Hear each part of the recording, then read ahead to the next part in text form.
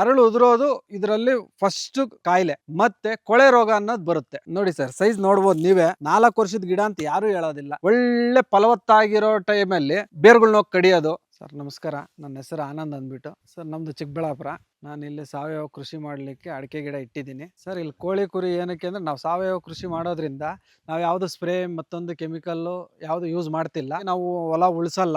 ಆ ಕಾರಣಕ್ಕೋಸ್ಕರನೇ ನಾವು ಕೋಳಿ ಕುರಿ ಎಲ್ಲ ಮೇಯಿಸ್ತಾ ಇದ್ದೀವಿ, ಫ್ರೀಡಮ್ ಆಗಿ ಓಡಾಡ್ಕೊಂಡು ಮೇಯ್ಕೊಂಡ್ಲಿ ಅಂತ. ಯಾವುದು ನಾವು ಕೆಮಿಕಲ್ ಆಗ್ಲಿ ಲಾಗೋಡ್ ಆಗ್ಲಿ ಏನು ಗಿಡಗಳಿಗೆ ಹಾಕೋದಿಲ್ಲ. ಸ್ವಾಶ್ ಕಂಪನಿಯವರು ಕೊಟ್ಟಿರುವಂತ ಟ್ರೈಕೋವಿರ್, ಗ್ರೋಫಿಟ್, ವಿಗ್ಗರ್ ರೂಟ್ಜನ್ ಪ್ರಾಡಕ್ಟ್ ನೆಲ್ಲ ಬಳಸಿರೋದ್ರಿಂದ ನಮಗೆ ಇಷ್ಟು ಫಲವತ್ತಾಗಿ ಗಿಡ ಬರ್ತಾ ಇದೆ ಸರ್. ಅರಳು ಉದುರೋದು ಇದರಲ್ಲಿ ಫಸ್ಟ್ ಒಂದು ಕಾಯಿಲೆ, ಮತ್ತೆ ಕೊಳೆ ರೋಗ ಅನ್ನೋದು ಬರುತ್ತೆ. ಅದು 2ನೇ ತರದ್ದು. ಇವ್ಯಾವಕ್ಕೂ ನಮಗೆ ಏನು ತೊಂದರೆ ಇಲ್ದಂಗೆ ಸ್ವಾಶ್ ಕಂಪನಿಯವರು ಬಳಸ್ತಾ ಇರೋದಕ್ಕೆ ನಮ್ ಗಿಡ ಇಷ್ಟು ಸುಭಿಕ್ಷವಾಗಿದೆ.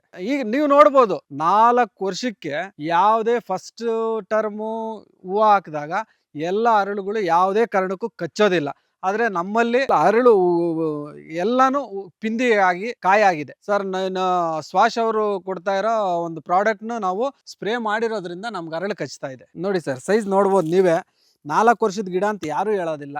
ಬಂದಿರೋರೆಲ್ಲ ನೀವೇನ್ ಬಳಸ್ತೀರಾ, ನೀವು ಬಳಸ್ತಾ ಇರೋ ಅಂತದ್ದು ಏನಿದೆ ನಮಗೂ ಹೇಳ್ಕೊಡಿ ಅಂತ ಸರ್. ನಾವು ಬೇರೆ ಕಡೆಯಿಂದ ಗೊಬ್ಬರಗಳು ತಂದಾಕ್ತಾ ಇದ್ದೀವಿ, ಕೆಮ್ಮಣ್ಣುಗಳು ತಂದಾಕ್ತಾ ಇದ್ದೀವಿ, ಆದ್ರೂ ನಿಮ್ಮ ಅರ್ಧಷ್ಟು ನಮ್ಮ ಪೌಷ್ಟಿಕಾಂಶ ಇಲ್ಲ ಯಾಕೆ ಅಂತ ಕೇಳ್ತಾರೆ ಸರ್. ನಾವ್ ಹೇಳೋದು ಒಂದೇ, ನ್ಯಾಚುರಲ್ ಆಗಿ ನಾವು ಒಂಥರ ಫಾರೆಸ್ಟ್ ಟೈಪ್ ಅಲ್ಲಿ ಬೆಳೆಸ್ತಾ ಇದ್ದೀವಿ. ಇಲ್ಲಿರೋ ಗಿಡ ನ್ಯಾಚುರಲ್ ಆಗಿ ಏನ್ ಬರ್ಬೇಕು ಅದೇ ಬರ್ಬೇಕು ಅಂತಾನೆ ಬೆಳೆಸ್ತಾ ಇದ್ದೀವಿ. ನಾವು ಉಳುಮೆ ಕೂಡ ಮಾಡೋದಿಲ್ಲ.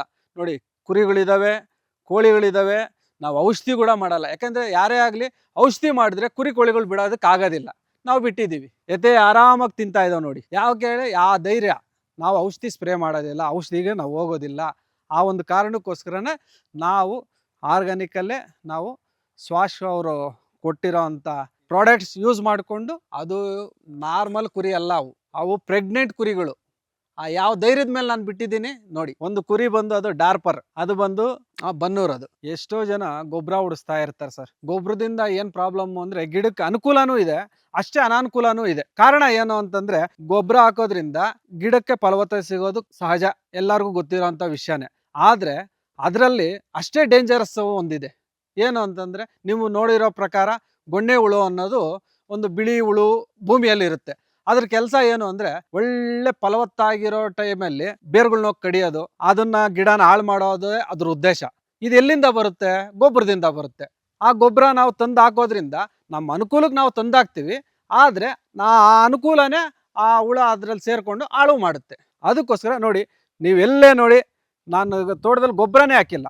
ಯಾವ ಇದ್ರಲ್ಲಾದ್ರೂ ನೋಡ್ಕೊಳ್ಳಿ, ಯಾರು ರೈತರೇ ಬರಲಿ, ಎಲ್ಲೇ ಬಂದು ಅವ್ರು ಪರೀಕ್ಷೆ ಮಾಡ್ಕೊಂಡ್ಲಿ, ನಾನು ಗೊಬ್ಬರ ಅಂತೂ ಹಾಕಿಲ್ಲ. ಆ ಗೊಣ್ಣೆ ಹುಳುಗಳಿಗೆ ನೋ ಗ್ರಬ್ ಅನ್ನೋ ಒಂದು ಪ್ರಾಡಕ್ಟ್ನ ಉಪಯೋಗಿಸ್ತಾ ಇರೋದ್ರಿಂದ ಆ ಗೊಣ್ಣೆ ಹುಳ ಮೇಲೆ ಅದು ಹೋಗಿ ಕೂತು ಗೊಣ್ಣೆ ಹುಳನ ಸಾಯಿಸುತ್ತೆ. ಯಾಕೆಂತಂದ್ರೆ ನಾವು ಕೆಮಿಕಲ್ಲು ಉಪಯೋಗಿಸ್ದೆ ನೋ ಗ್ರಬ್ ಅನ್ನೋದನ್ನ ಪ್ರಾಡಕ್ಟ್ನ ಉಪಯೋಗಿಸೋದ್ರಿಂದ ಗೊಣ್ಣೆ ಹುಳ ಸಾಯುತ್ತೆ. ನಮ್ಮ ತೋಟಕ್ಕೆ ಯಾವ ಭೂಮಿ ಫಲವತ್ತತೆ ಹಾಳಾಗದೆ ನಮಗೆ ಸೇಫ್ ಆಗಿರುತ್ತೆ.